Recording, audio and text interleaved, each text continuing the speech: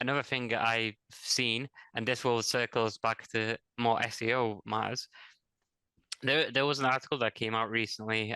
It was talking, basically asking OpenAI, like a whole some reporters basically asked them because there was some evidence found that they have been using over 1 million hours of YouTube content for machine learning on ChatGPT.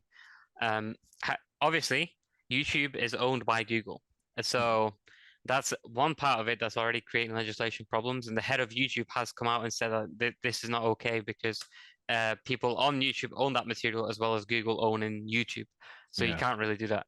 And then it came out that Google has been using training Bard or Gemini or whatever they want to call it now on those same YouTube videos.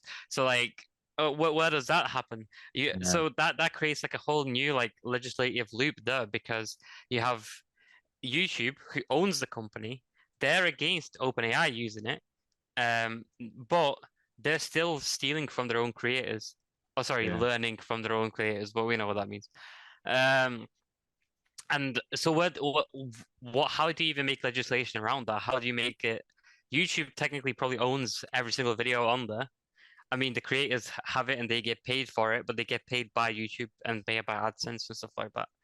Um, so what's interesting to me now is with the WordPress thing that you said, it's an opt-out system. It's not an opt-in.